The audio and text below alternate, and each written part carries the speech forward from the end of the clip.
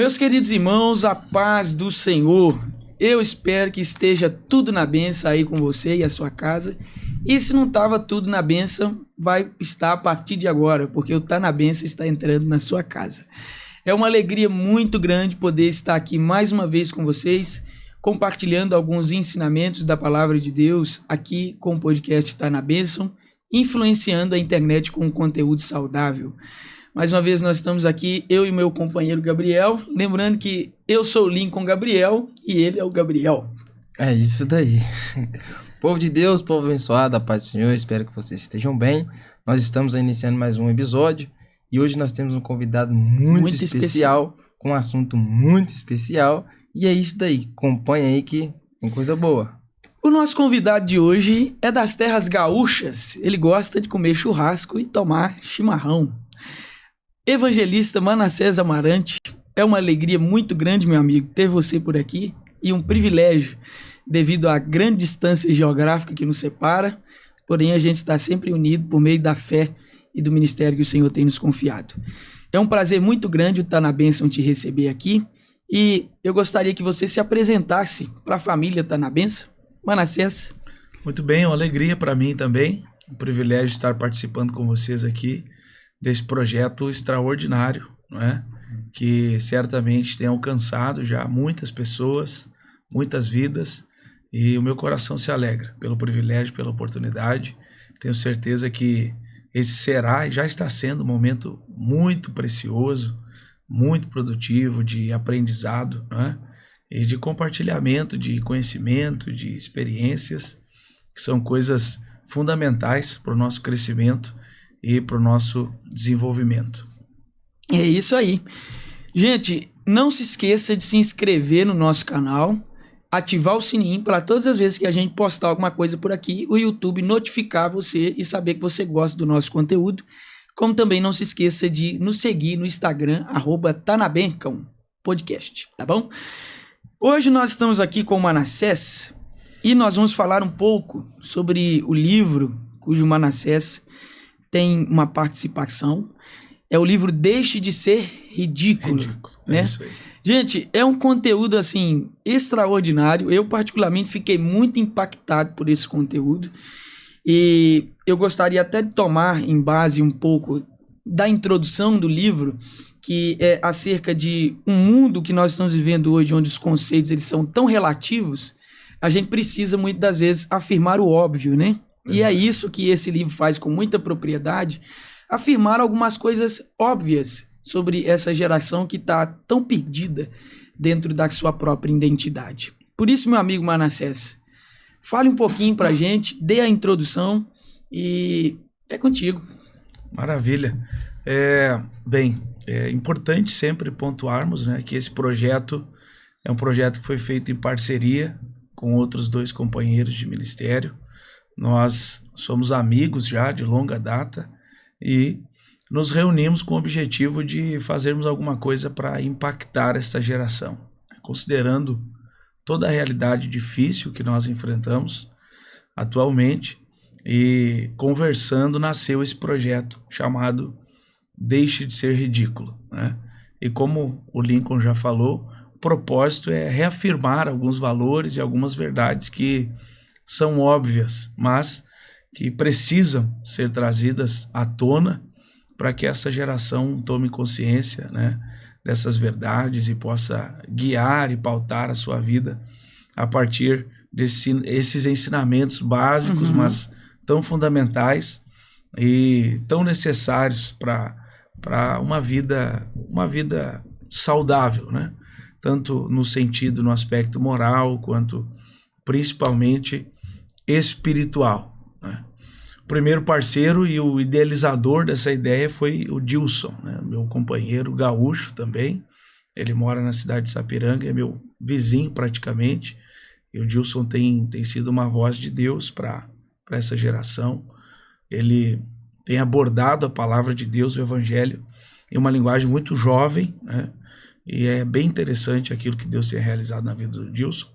E o segundo companheiro é o pastor Felipe Daniel, né? O pastor Felipe é paulista, né? Na época em que nós escrevemos esse livro, ele estava morando em Votuporanga.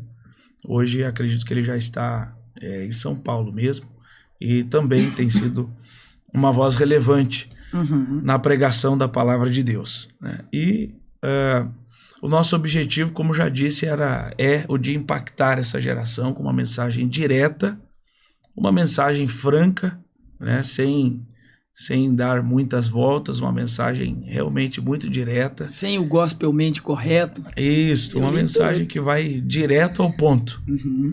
Eu acredito que por conta dessa geração ser uma geração muito, muito dinâmica, uma geração muito visual, uma geração muito, muito rápida, né? Tratarmos assuntos como estes que são tratados direto ao ponto é a melhor estratégia para alcançá-los. Então vamos, já que o livro é totalmente direto e nós também vamos ser muito diretos, né, Gabriel? A primeira coisa que a gente gostaria de falar sobre o livro é sobre essa soberba, né? Sobre este perfil da soberba e como isso é extremamente necessário, principalmente para os nossos dias que nós estamos vivendo, dentro dessa galeria dos figurões da fé, né? Não só na galeria dos figurões aí da fé, desses ditos artistas que a gente tem, mas também pessoas mesmo, no nosso convívio da igreja, nosso convívio social, são pessoas assim soberbas, né? A soberba. Fale um pouquinho pra gente sobre a soberba. Bem, é muito interessante a abordagem que o livro faz inicialmente sobre a soberba, trazendo uma definição dessa palavra a partir do latim, né? Superbia, que traduzido literalmente, de modo literal, tem algumas conotações de significado, entre elas a superioridade, aquele que faz referência àquele que está acima, né, de todos, mas não como um fato, não como se realmente fosse, né, acima ou superior a todos, mas relacionando, apontando, conotando um sentimento que é gerado na alma, não é? E a partir disso o livro desenvolve essa temática fazendo o apontamento de que tudo começa no céu, né? Relacionado à soberba. O próprio Lúcifer foi aquele que sentiu-se superior a todos e no direito de assumir um lugar acima de todos, inclusive do próprio Deus, né? E com esse sentimento moveu o céu juntamente com ele e promoveu ali aquilo que nós já sabemos, né? Uma verdadeira revolução no mundo espiritual que acabou gerando e culminando com a queda, não é? E eu penso sobre a soberba várias coisas, algumas que estão relacionadas, né, àquilo que está dentro do livro, mas também algumas outras coisas que estão além. Nós queremos te ouvir. Né? É um assunto muito rico, né? E a primeira coisa que eu acho interessante pontuarmos e que está relacionada com o livro também é que o soberbo ele tem um espírito independente, né? O soberbo ele tem um espírito independente, além de sentir-se superior, além de sentir-se no direito de estar acima dos outros, né? E acima de todos, o soberbo ele tem um espírito independente. É o famoso aquele eu não tô no cartaz, não vai dar certo? Tipo isso, né? Ele considera-se como fundamental para que as coisas funcionem, né? No sentido ministerial, é justamente isso que você falou, né? Se ele não estiver, não vai funcionar. Se ele não estiver, não vai ser tão bom, né? Mas esse espírito de independência que desenvolve-se no soberbo, né? Ou com o sentimento da soberba, é justamente o que faz com que Deus odeie o soberbo, né? Deus odeia o soberbo. Por quê? Porque uma das razões justamente se refere ao espírito de independência, né? O soberbo desenvolve o espírito de independência e Deus abomina um espírito independente, né? Deus abomina um espírito dependente, de maneira que ele resiste ao soberbo. É verdade. Né? Ele resiste ao soberbo, mas dá graça ao humilde. E a humildade e a soberba estão em contraste justamente por conta do espírito de independência e o espírito de dependência. Enquanto o soberbo é independente, o humilde é completamente dependente. Não é? E a soberba tem derrubado tantos ministérios, né? Tem derrubado tantos projetos, às vezes com potencial, para alcançar milhares de pessoas, para promover revoluções, promover transformações, mas essa altivez, esse espírito de independência acaba... É aquela coisa, né, Manassés? Nossos avós, não vou falar nem nossos pais na fé, não. Os nossos avós na fé, eles já pregavam uma mensagem muito simples, que eles diziam assim: o importante não é começar bem. É bom que você comece bem, mas terminar bem é o ideal, né? Falando um pouquinho sobre a soberba, como você define o que muitas das vezes uma pessoa ela até começa bem, ela começa humildezinha ali, tranquila, começa uma pessoa humilde. A pessoa, vamos falar nem tanto às vezes do ministério, mas vamos falar de uma pessoa assim, na nossa convivência de vida, ela é uma pessoa que começa bem, ela começa a vida tranquila, mas dado um momento da sua vida, ela passa a desenvolver esse olhar altivo, este coração luciferiano, esse coração prepotente, este coração independente. Na sua opinião, o que é que causa, assim, o nascimento da soberba no coração das pessoas? Olha, essa pergunta é fantástica, né? Porém, também é bastante complexa. Existe muita coisa relacionada ao espírito da soberba, né? Ao espírito independente. E realmente é algo que se desenvolve a partir de alguma coisa, né? A partir de alguma coisa. Considerando que tudo isso começa no céu, né, se torna mais complexo ainda a compreensão, né, disso, da origem da soberba. Uhum. Se torna mais complexo ainda a compreensão da origem da soberba, considerando que tudo começa com Lúcifer, né? Tudo começa no céu, com esse olhar que ele desenvolveu sobre a própria realidade dele, né? Esse olhar que ele desenvolveu sobre a postura e a posição que Deus o havia colocado. Então a posição ela acaba contribuindo para o nascimento da soberba no coração das pessoas. Com certeza. Isso começa com essa questão do posicionamento, né?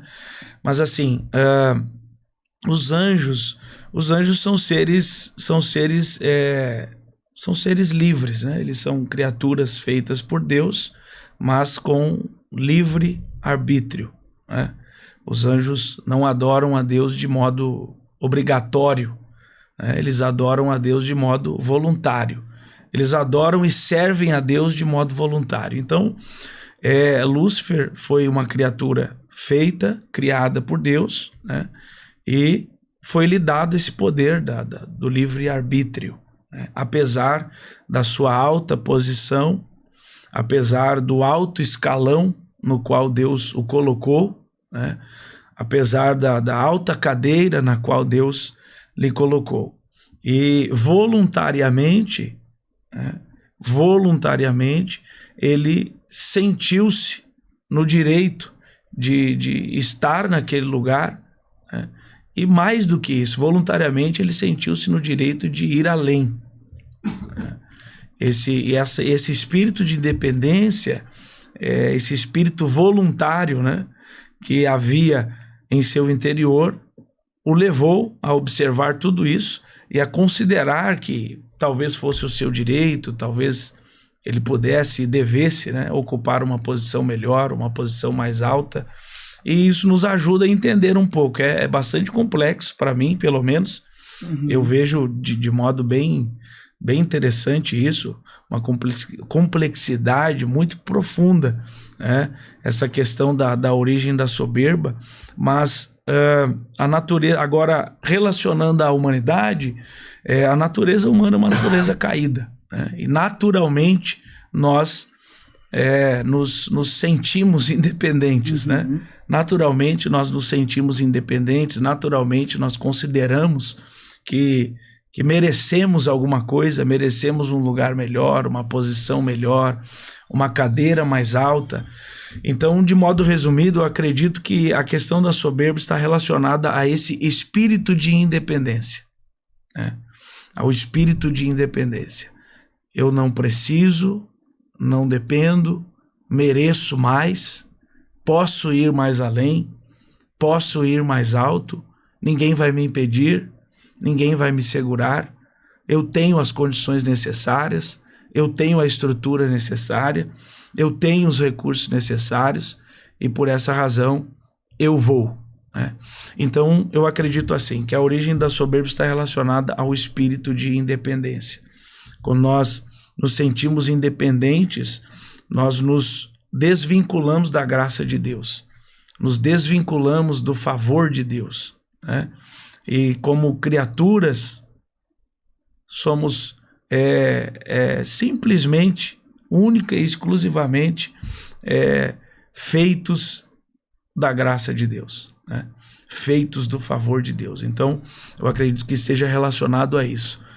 E é bastante viável que as pessoas elas venham combater a soberba quando ela começa a florescer no coração delas, porque assim, algo muito interessante que eu vi o diabo, ele é o pai da soberba, né? Então é o seguinte, se a humildade ela pode nos fazer um pequeno Cristo no mundo, a soberba também pode fazer das pessoas um pequeno Satanás. Com certeza. No meio da terra, né?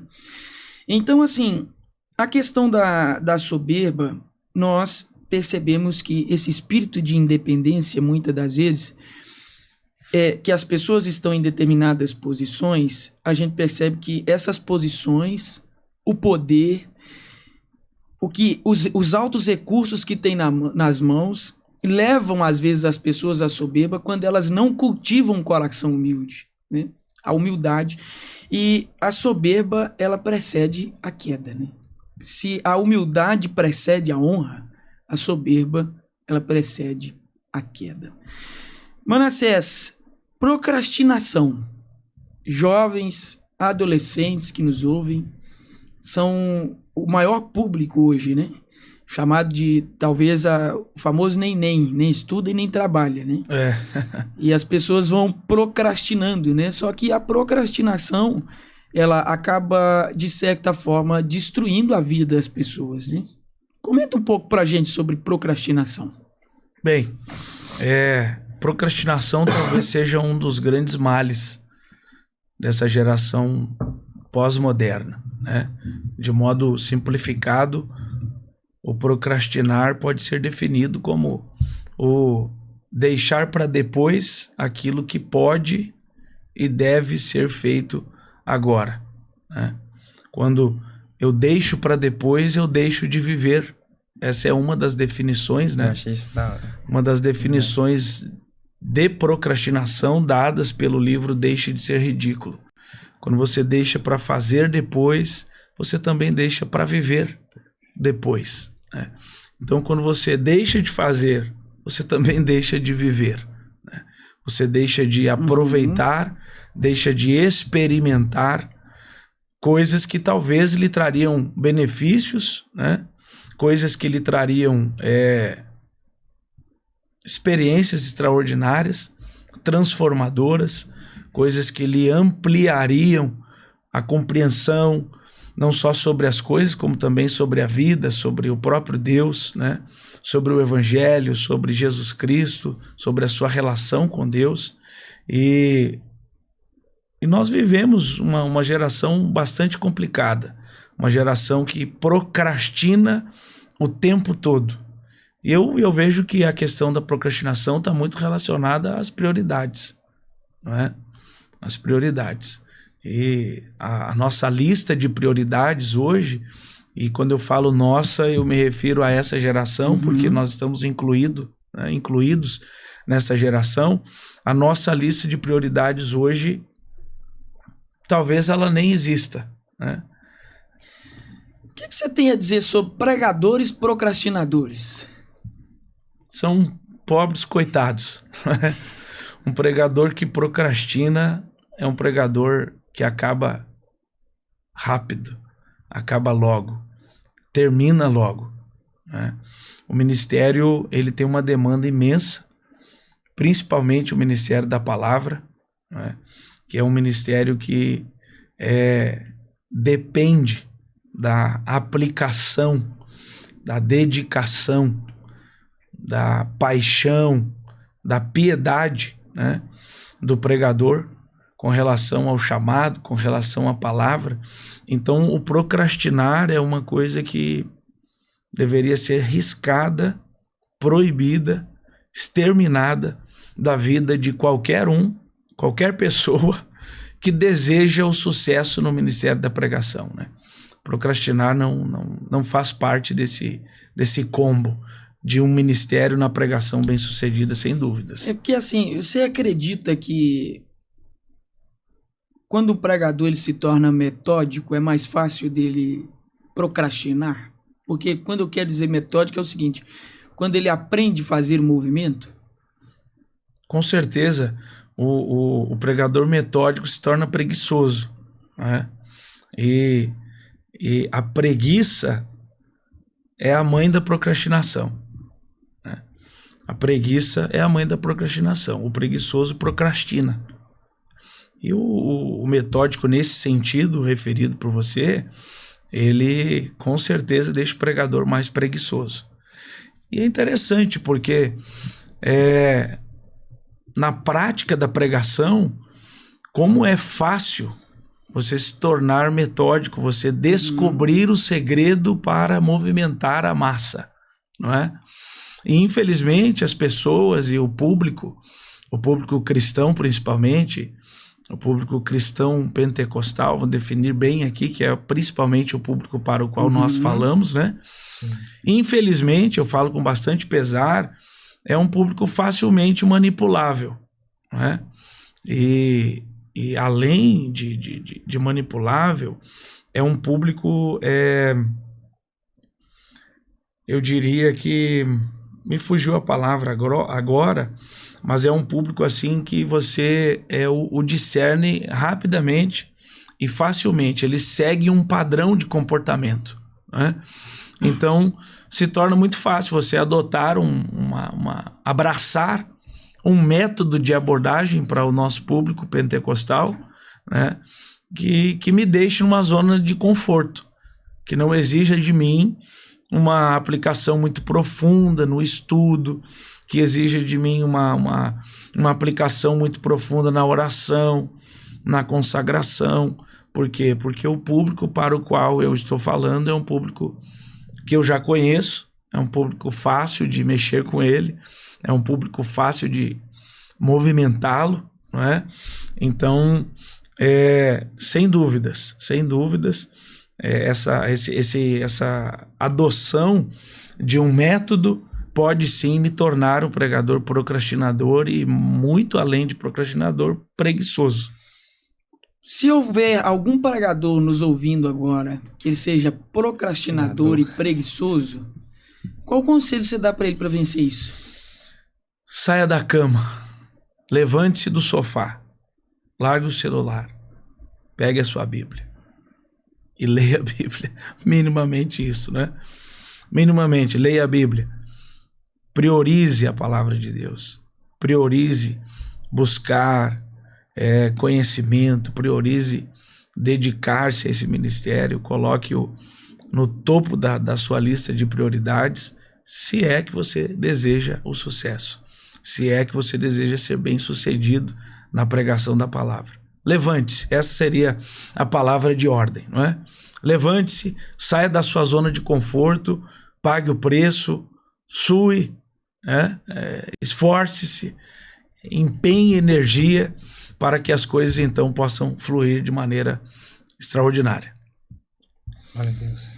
Rapaz, esse negócio de pregadores, procrastinadores, preguiçosos, assim, e acabam deixando a pregação deficiente, né?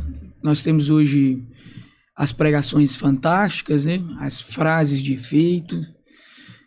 Nós, como pregadores, assim, como que a gente pode combater isso? Porque, às vezes, a massa, ela gosta desse público.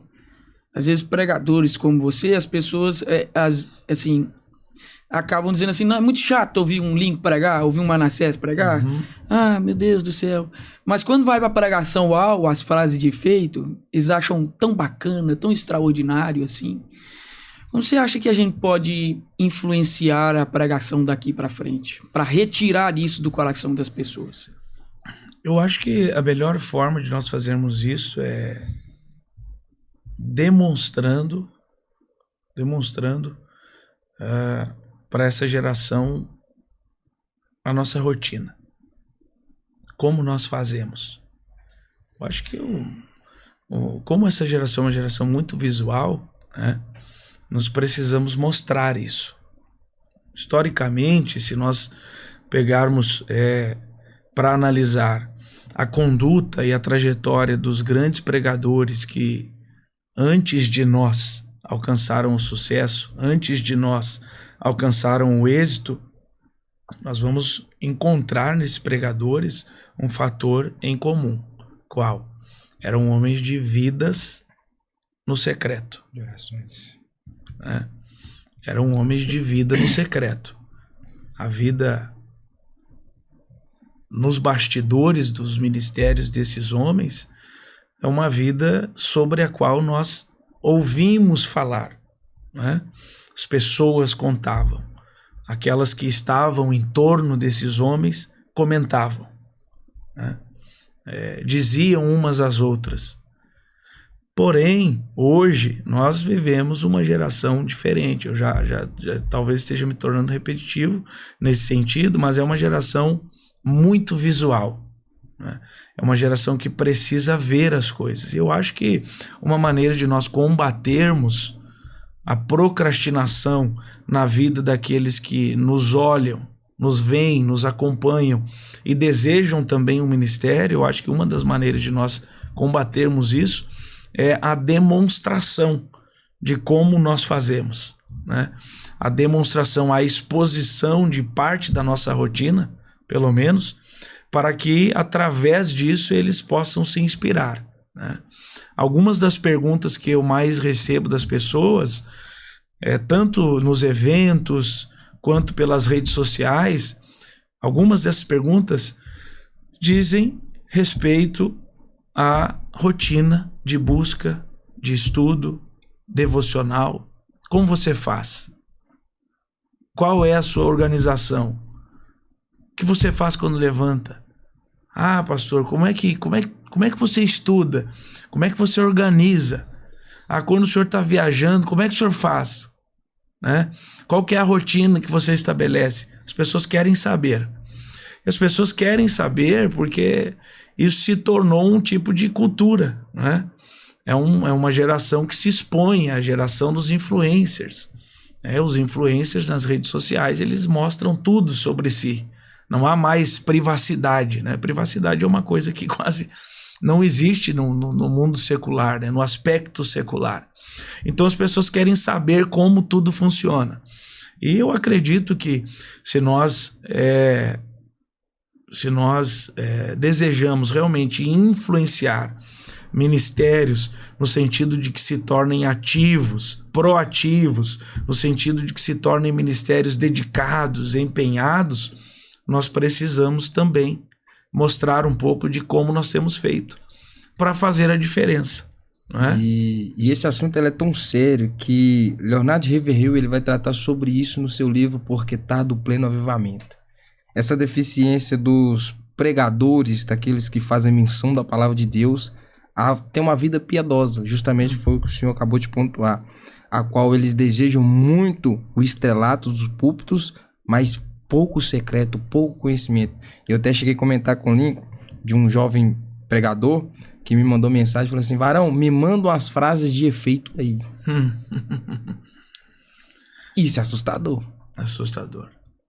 E é isso que a gente vê que a nossa geração, ela agarrou essa procrastinação e falta esse cunho teológico.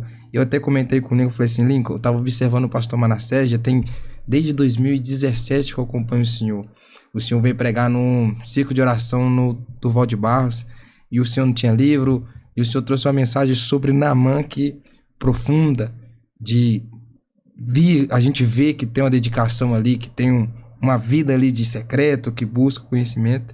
E eu até falei com ele, falei assim, o homem é virado na Bíblia. Isso aí é para honra e glória de Deus. E Leonardo Ribeiro, ele fala isso, onde uma geração ela quer muito o estrelato e pouco o secreto ali. E a gente vive essa decadência espiritual. Exato. E seja por esse fator que a gente tem passado esses dias difíceis. Que assim, né? Eles acabam enxergando a igreja como um povo a ser manipulado e não como uma noiva a ser alimentada, né? Exato. É tudo em prol do mover pós a mensagem. E às vezes não é tanto mover do corpo físico e sim do coração das pessoas, porque nós vivemos uma época em que as pregações elas movimentam muito o corpo das pessoas, mas menos o seu coração. Exato. Elas movimentam-se muito no culto, mas o coração delas é o mesmo de 30 anos atrás dentro da igreja. Verdade. Manassés, eu tava pensando um pouquinho sobre esse negócio de procrastinação. Todo procrastinador, ele se torna um invejoso?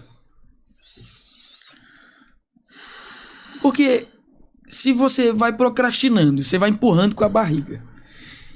E você está, vamos supor que você está indo junto com alguém. De um lado está um procrastinador, do outro lado está alguém que, de fato, ele se esforça para ser ser o melhor naquilo que ele está fazendo, digamos assim. O procrastinador vai empurrando com a barriga, depois eu faço, agora não. Tô cansado, vou assistir uma série primeiro, agora não. Enquanto isso, tem alguém trabalhando por aqui. Vai chegar uma hora que aquele que procrastinou a vida inteira vai olhar para a vida daquele que se dedicou para ser o melhor naquilo que ele está fazendo e vai falar assim, poxa vida, eu queria ser tal pessoa, mas ele teve a oportunidade. Então eu quero passar essa bola para você. Todo procrastinador ele se torna um invejoso? Ou todo invejoso primeiro foi um procrastinador em alguma área da sua vida? Agora sim, acho que agora ficou bom. Todo invejoso, acho que em algum momento ele foi um procrastinador, né? Eu penso que tudo começa com a preguiça, né? Primeiro a preguiça, depois a procrastinação, e pode ser sim que a procrastinação acabe culminando com a inveja. Por quê? Porque eu digo sempre que a inveja ela está profundamente relacionada com os olhos, né? Com o seu olhar, com aquilo que você vê, né? Mas não somente com aquilo que está diante dos olhos, mas mais assim relacionado ao olhar, né? Mais uma coisa interna e pessoal. É como você vê e não aquilo que você vê, né? Então assim, o procrastinador, ele, como você disse, ele vai empurrando com a barriga e em dado momento ele se torna um observador. Ele não faz, ele não trabalha, ele não se move, né? E isso sim vai começar a causar em um determinado momento, em um determinado ponto da sua vida, talvez quando ele olhar para trás e ver que já perdeu muito tempo, né? Isso vai começar a lhe causar um desconforto. Ao olhar para o outro, como você disse, que trabalhou, que fez, que buscou, que se dedicou, né? Isso vai começar a causar um desconforto no procrastinador, né? Porque a consciência é uma voz que jamais se cala. A consciência é uma voz que jamais se cala. E o procrastinador, ainda que ele tenha prioridades distintas ou não tenha prioridades, ele tem consciência. E a consciência é uma voz que nunca se cala, ela está em todo o tempo gritando, comunicando, avisando, né? Mas o procrastinador ele vai acabar perdendo o seu tempo e em dado momento ele vai olhar para trás, vai ver que perdeu o tempo e ele vai começar a ver e enxergar as pessoas de outro modo. né? E se tornará certamente um invejoso. Um Saul. Defina pra gente o invejoso melhor. Um invejoso. Eu quero te apertar. Vamos lá. O invejoso é aquele que... como a gente define aqui no livro, né? Uma definição que eu gosto muito. O invejoso é aquele que deseja não só o que o outro tem, mas principalmente o que o outro é. O invejoso é aquele que deseja ardentemente aquilo que o outro é. Não está relacionado às coisas, né? Nós nos enganamos quando pensamos que as pessoas nos invejam por aquilo que temos. As pessoas não nos invejam por aquilo que temos. As pessoas nos invejam por aquilo que nós somos, né? O olhar do invejoso, ele sempre está voltado não para aquilo que você tem, mas para aquilo que você é, né? Ele não quer o que você tem. Ele quer ser o que você é. Então, acho que essa é uma definição poderosa, né? Sobre a inveja. É um sentimento que tem raízes na natureza humana, né? Mas pode sim também ter uma influência satânica, né? Uma influência espiritual, uma influência diabólica, mas eu não colocaria na conta do diabo, né? Colocaria na conta do próprio coração do homem mesmo. A admiração, ela é saudável. A partir de que ponto a admiração se torna um sentimento de inveja? Bem, admiração e inveja, elas são separadas por uma linha muito tênue, não é? Por quê? Porque o admirador, ele também observa o que você é, não é? Ele também observa o que você é, assim como o invejoso. O invejoso também te observa pelo que você é, né? A grande diferença é que o admirador, ele te toma simplesmente como um ponto de referência. Enquanto o invejoso, ele quer o que você é, quer ser o que você é, né? Ele não te toma como um ponto de referência, ele te toma como vamos dizer assim, como um prêmio, né? A ser alcançado, ser conquistado. Eu penso que essa é a grande diferença entre a admiração e a inveja. Enquanto o admirador tem a pessoa que ele admira como um ponto de referência, né? E deseja ser parecido, deseja trilhar o mesmo caminho, deseja pagar o mesmo preço, deseja crescer tanto quanto, né? O invejoso, ele já quer tomar furtivamente, né? Anulando quem você é para então entrar no seu lugar.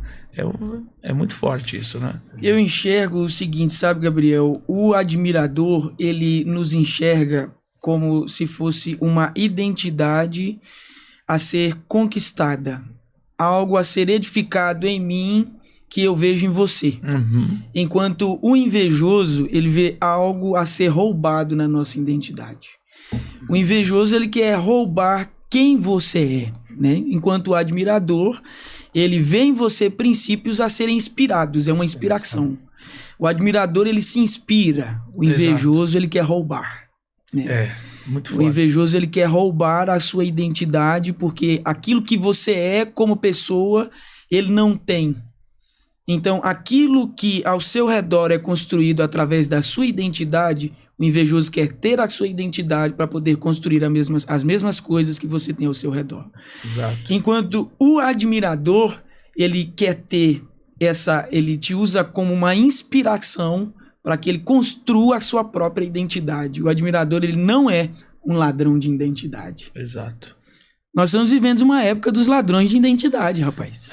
Demais, viu? É mais fácil hoje, né, para essa turma aí, tomar do que construir, né? Forte. É mais fácil tomar do que construir.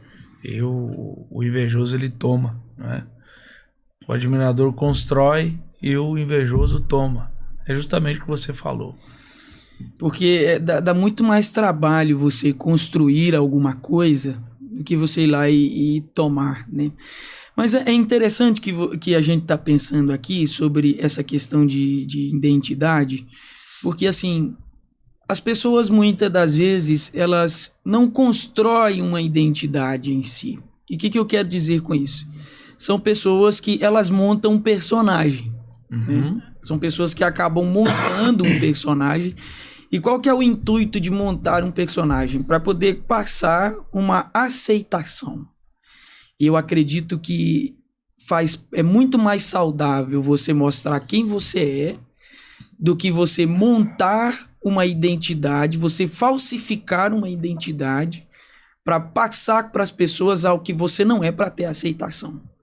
A gente percebe isso muito no nosso meio, porque são pessoas que elas montam uma identidade, elas falsificam uma identidade, elas são teatrais, e aí a gente acaba caindo num outro ponto, que aí elas se tornam pessoas falsas.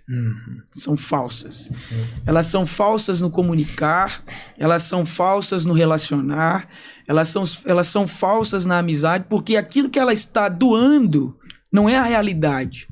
Aquilo que ela está doando para as pessoas, na realidade, é uma identidade montada com base num personagem para ter aceitação.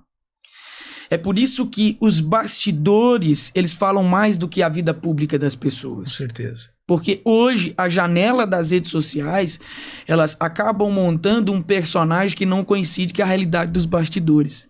É tão triste quando você pega algumas pessoas que nas redes sociais elas são uma coisa, mas quando você vai conversar com elas nos bastidores, a essência dela é totalmente diferente do discurso montado do personagem. Exato. Né? Então, assim, a gente acaba vivenciando hoje esse quesito de falsidade, ainda dentro daquilo que nós temos no material. Falsidade para você. Apresenta pra gente. Bem, nós vivemos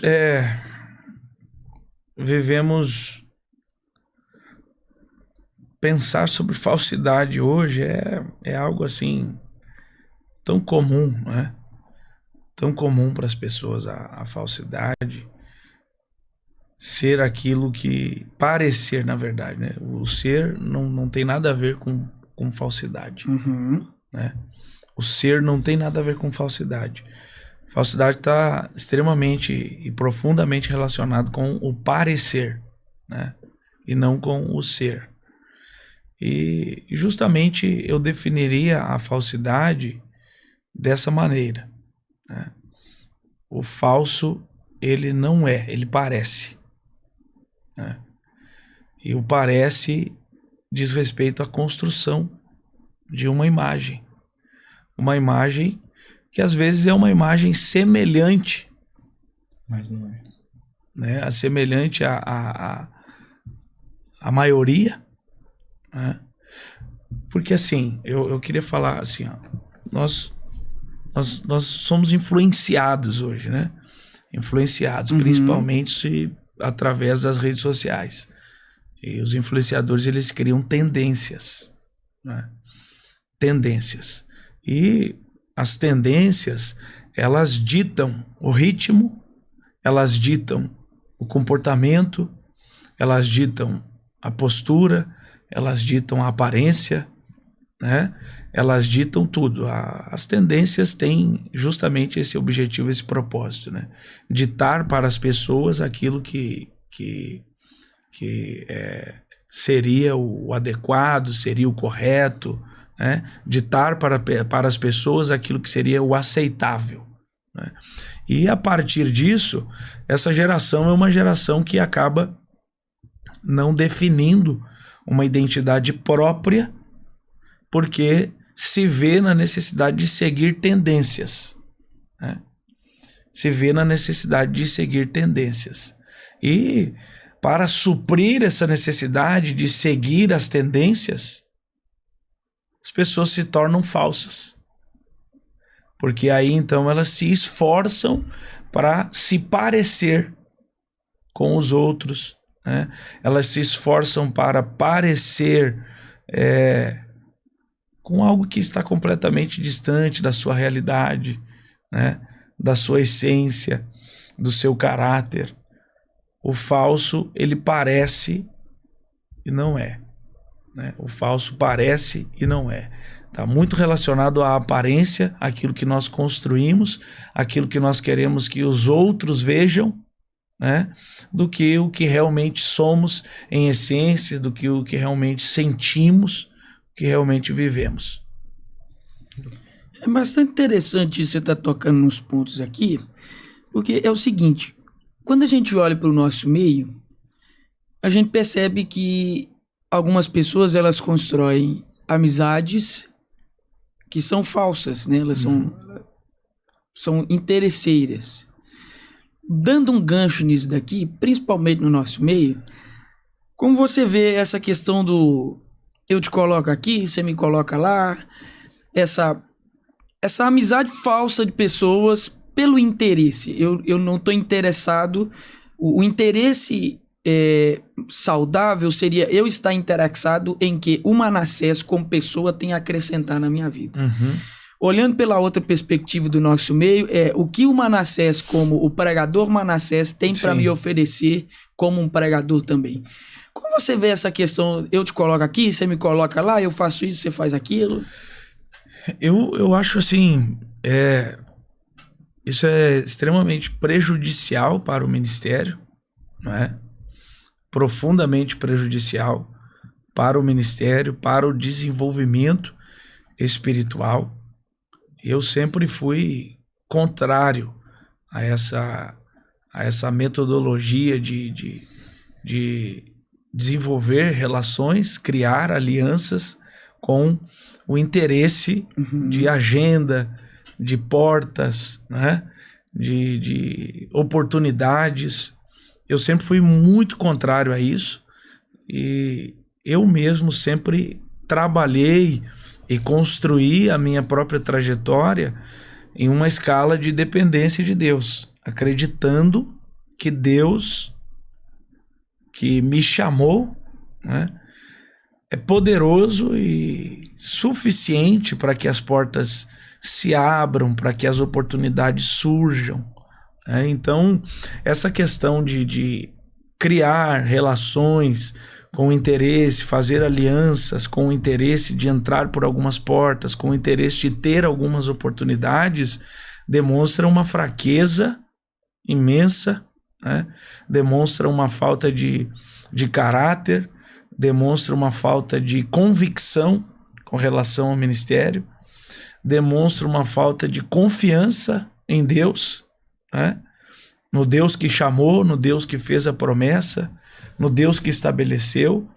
Então isso de várias formas e de várias maneiras é prejudicial. Eu penso que quando você entra por uma porta que foi aberta por um homem, você se torna devedor a esse homem. Né? Você se torna devedor a esse homem. Agora, quando você entra por uma porta que foi aberta por Deus, né, você é um alvo da graça. Você foi agraciado. Né? Você foi agraciado. Quando você entra por uma porta que foi aberta por um homem, você fez um pacto, você firmou uma aliança, você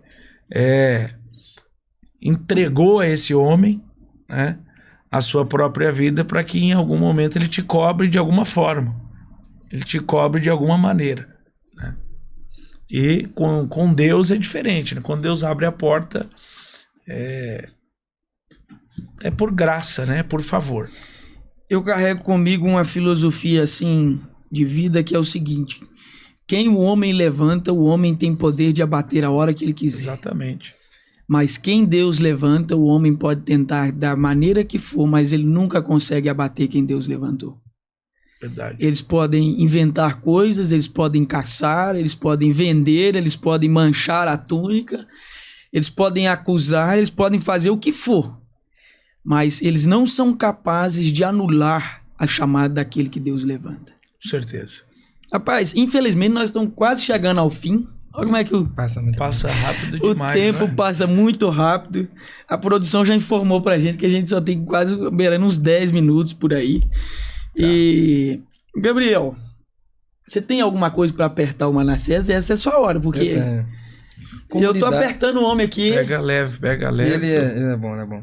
Como lidar com pessoas falsas? Porque é como o Lincoln bem pontuou, né? Top, hein? A gente que prega, a gente que tem uma eminência da mente do Senhor, como o senhor lida com esse tipo de pessoa, que é fácil de ser identificada? Bem, eu acho que a melhor maneira de você lidar com uma pessoa falsa é com a superficialidade. Você não deve criar raízes em uma relação e um contato com uma pessoa falsa. Muito bom. Você deve se manter na superfície, né? Se manter na superfície, no raso, sem exposição, para que esse vínculo que o falso procura jamais aconteça, né? O falso, ele acaba se estabelecendo quando ele encontra um espaço para fincar as suas raízes. Quando ele vê que alguém está acreditando no personagem dele. Exatamente. Ele encontra esse espaço, né, para te prender, e aí você, como diz a própria Bíblia, você acaba caindo numa armadilha, né? Você acaba caindo numa armadilha. Então, quando você identificar a aproximação de um falso, mantenha-se na superfície. Não se exponha, não se abra, né? Não se comprometa. Para quê?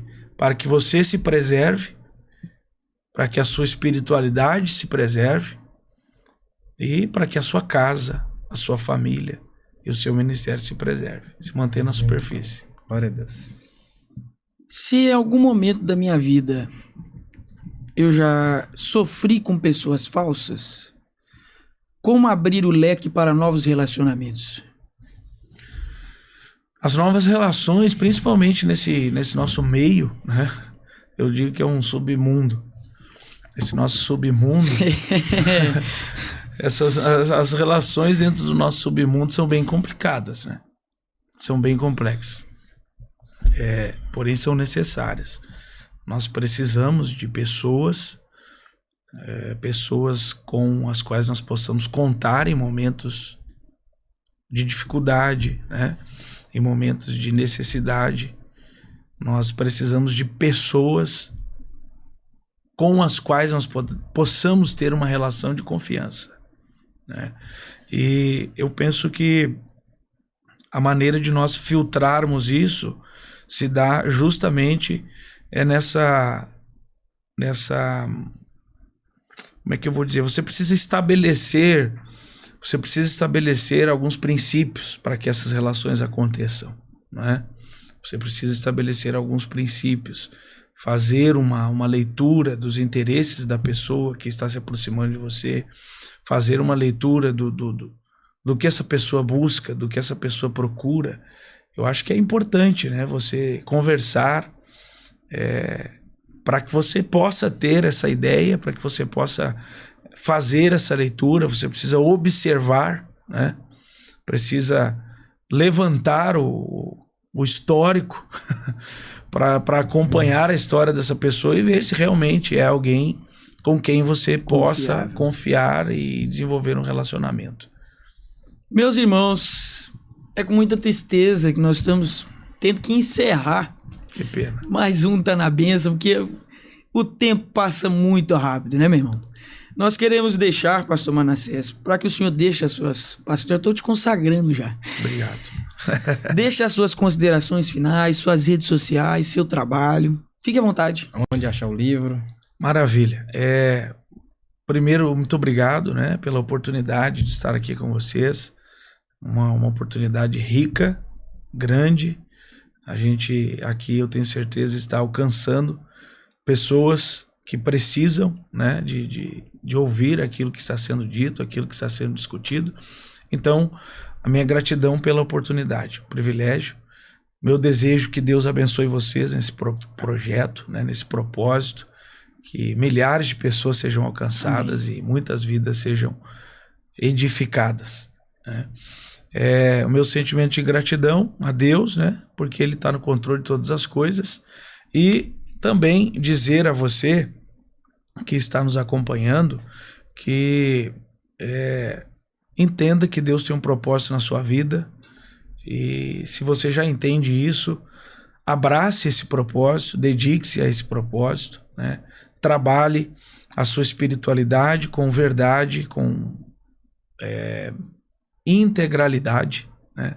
Seja íntegro, seja real, seja verdadeiro. Cuide, zele da sua casa, da sua família, da sua vida, daquilo que Deus tem te dado para que você alcance o seu objetivo, tá bem? Nós temos nos dedicado a isso também, né? Lá nas nossas redes sociais, Manassés Amarante Oficial, tá lá. Na bio tem um link que leva você aos nossos projetos, aos nossos livros, né? E também como você pode adquirir o livro. Nós temos os livros em formato e-book, né? Que também é uma boa opção para quem gosta aí de ler pelo celular, pelo tablet, enfim. Nas nossas redes sociais você recebe todas as informações que precisa sobre os nossos projetos, os nossos ministérios, nosso ministério e tudo aquilo ao qual nós temos nos dedicado. Gabriel. E é isso aí, nós vamos encerrando mais um episódio. Graças a Deus pela vida do pastor Manassés, já está consagrado mesmo. E muito bom, conteúdo muito edificante. E para você que não está nos seguindo lá, não está na bênção no perfil, siga lá, fica por dentro da íntegra, porque é como já foi dito aqui, como a gente sempre diz, o propósito deste projeto é que vidas sejam alcançadas pelo poder da palavra. E hoje aqui foi edificante. Eu fico mais caladinho porque eu fico mais aprendendo. É extraordinário. Ele é o filósofo do podcast. Extraordinário. Olha o Silvio Santos aqui. Manassés, muito obrigado mais uma vez. Gente, nós vamos ficando por aqui. E é isso daí. A única coisa que eu tenho para dizer no final agora para vocês é o seguinte. Pensou podcast? Pensou em Tá na Benção. O podcast que tá na boca do povo de Deus. Um forte abraço e até a próxima. Deus abençoe.